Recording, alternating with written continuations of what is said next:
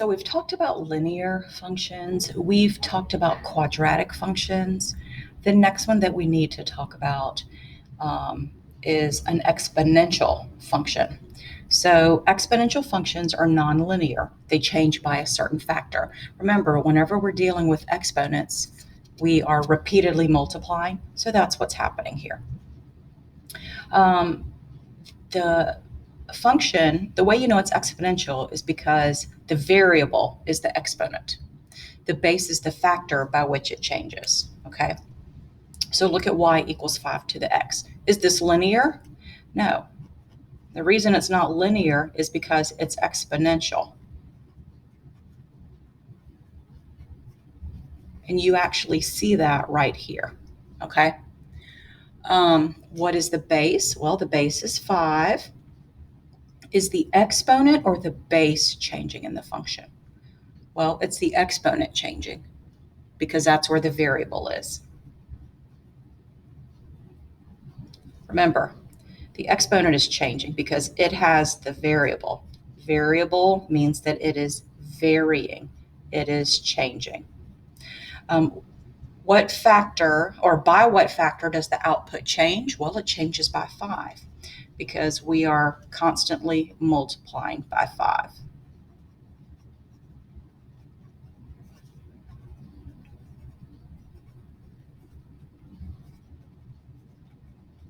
So before I go on, let's talk about this. Let's talk about linear, okay? A linear function would be y equals 5 times x. A quadratic function would be y equals 5x squared. So linear means the exponent of the variable is 1. Quadratic means the variable of the exponent, the exponent is 2. So when we deal with exponential, y equals 5 to the x, notice what's happening. Linear exponent is 1. Quadratic exponent is 2. Exponential, the exponent is x. So we're going to come back and revisit this. But I actually want to go into an example dealing with doubling because the numbers are a lot more manageable. So let's look at our first example here and we'll kind of keep everything in mind. Represent an initial amount of 1. We've always talked about initial value. Initial value, remember, is your y-intercept. That's where x equals 0. Doggone Roby dear, you're tying all this stuff together.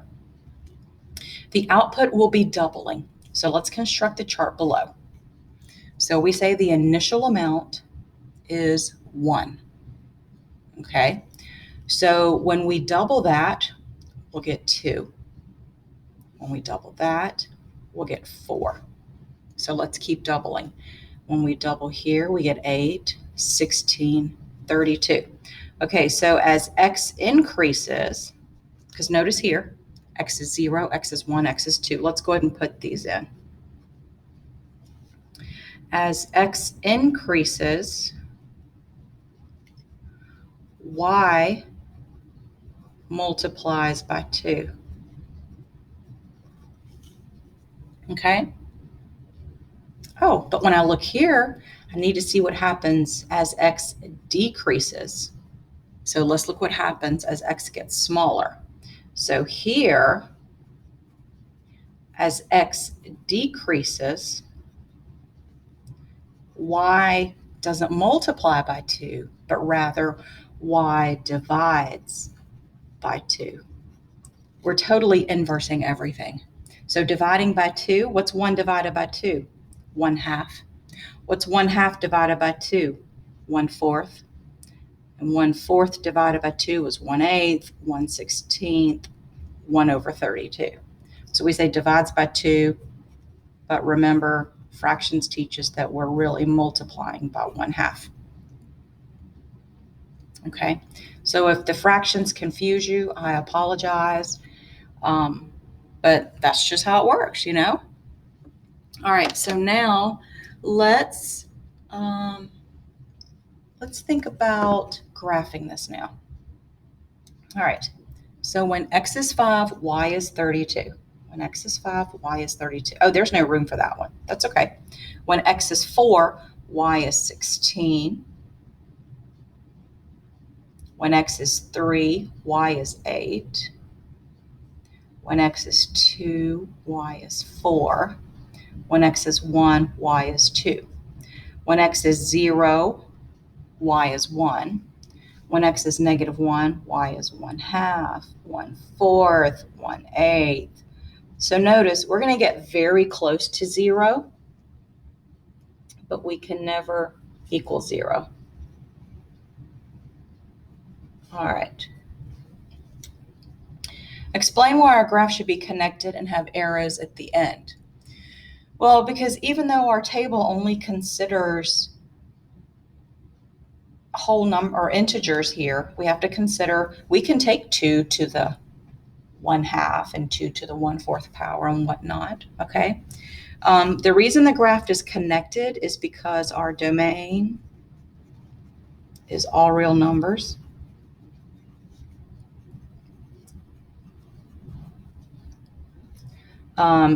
Remember, you'll see this sometimes as negative infinity to positive infinity. Basically, what I'm saying in English, any number can be an exponent.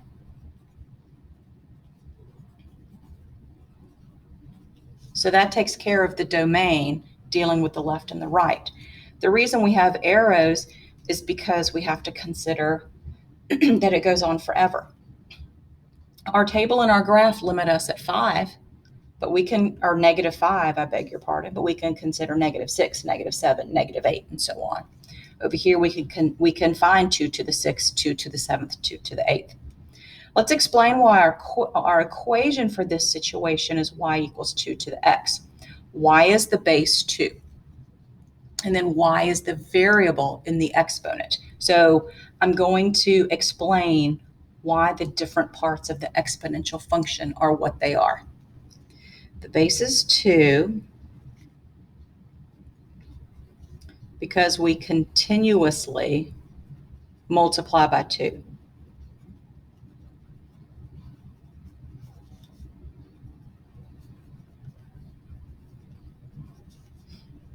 Or 1/2, which is a variation of 2.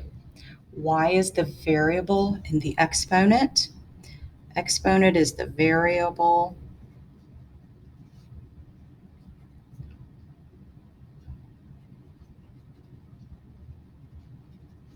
because that is what changes. Okay? We are changing the powers of 2.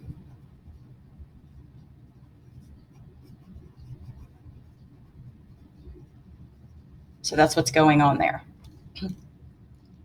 Is our function y of x equals 2 to the x increasing or decreasing? Well, it's increasing.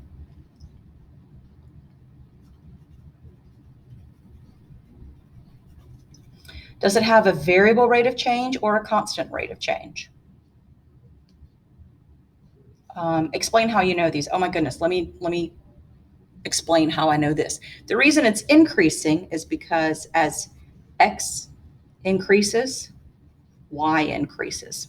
As x gets bigger, y gets bigger. Okay? How do I know it has a variable rate of change?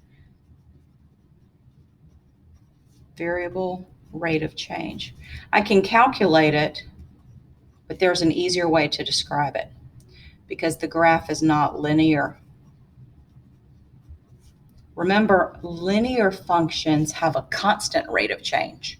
Look at our graph here. It's not linear, so therefore we can't have a constant rate of change. If you can't have a constant rate of change, you've got a variable rate of change. I know that's a lot, but it's sort of it's an argument with justification. So remember, constant rate of change means that we're linear. Variable rate of change is nonlinear. Dude, I just went back to Unit 2, but that's the beauty of algebra. You have to know this stuff forwards and backwards. What does our function y equals 2 to the x get close to as x gets more negative? So as it goes this way, Oh, let's bring the graph down. What happens as x gets more negative? What does this get close to? As x gets more negative, as x goes to negative infinity, y actually will approach 0. Okay, this line is called an asymptote. Write the equation of this asymptote. So let's put the equation right here. The equation is y equals 0. Okay, anytime you're dealing with an equation, we are looking at a line. So you need to give me y equals 0, whatever it may be. Okay, now how do we know this is the case? Well, we know it's the case because look at the table. 1/2, 1/4, 1/8. Remember, one thing you learned is if the numerator is the same and the denominator grows, the fraction is getting smaller and smaller. Okay, so, and if you don't like that answer, look at this as decimals. 0.5, 0.25, 0.125, oh gosh, I don't know. You know what else I can do? I can look at my calculator and I can look at my table. That might be the best way to do this. So let's clear everything. Let's look at y equals 2 to the x. Okay, so notice as x gets bigger, we go up to these are all my powers of 2. So now let's go backwards. Let's see what happens as x gets more negative. And this calculator, again, will start with fractions, but we'll work our way down. So there's 1/2, 1/4, 1/8, 1/16, 1/32, 1/256. Oh, here come the decimals. Notice what's happening. We're getting very close to 0, but we'll never equal 0. And I want you to be able to know why we'll never equal 0. In order to, when you multiply, what's the only way to multiply a number to get 0? Is if 0 is one of your factors. But this tells us every factor is going to be 2. We're always multiplying by 2 or dividing by 2. We're never multiplying by 0, so we'll never fully equal 0. We'll get close to 0, but it'll never equal. So why is this the case? Because we're dividing and dividing and dividing. We're getting smaller and smaller and smaller. So y gets smaller, but will never equal 0. Can you take half of something and get nothing left? No, there's always a speck. Okay. All right, now we're going back to Unit 2 stuff. We're going to look at the function. Give the x-intercept and the y-intercept. Okay, remember, the x-intercept is where we touch the x-axis. Let's do this. The x-intercept touches the x-axis.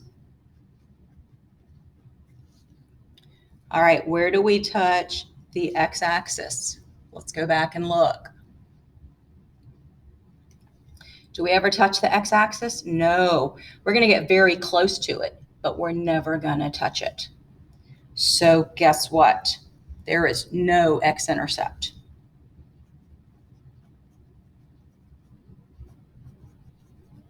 Which makes sense because the asymptote is y equals 0. I'm going to get very close to 0, but I never touch 0. Okay? What I tell my students is this will never touch my asymptote, and read into that what you will. Okay, the y-intercept touches the y-axis. And there are actually 2 definitions of that. Well, we kind of saw one here.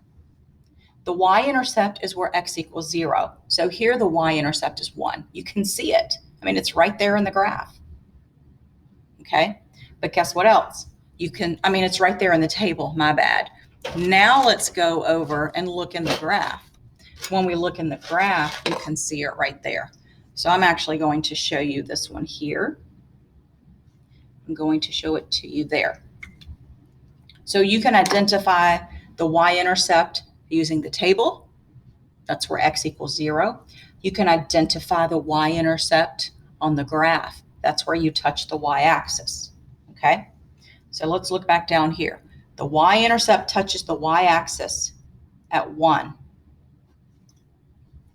It's the value of y when x equals 0.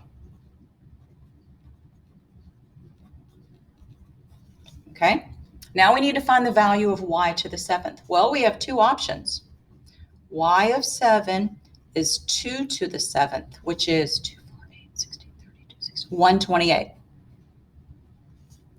Because we're continuously multiplying by 2. If you don't want to do the math, and I don't blame you one bit, look up here. Y of 6 multiply by 2, you get to 64. Y of 7 multiply by 2, you get 128. Make sense? And while I'm here, I'm going to go ahead and talk about item H. Item H asks you to find the value of x when y of x equals 32. So y of x equals 32. What's the corresponding x coordinate? 5. Okay? So when I look down at this problem, find the value of x when y of x equals 32. Well, x equals 5. Not y equals 5, x equals 5. That's what we're looking for. And then finally, you know we're going to have to go back to it because I've got to put slope in every little thing. Find the average rate of change between x equals 1 and x equals 3. Well, again, we have two options here. One option is to think of this as the rise over the run. The other option is to use the slope formula.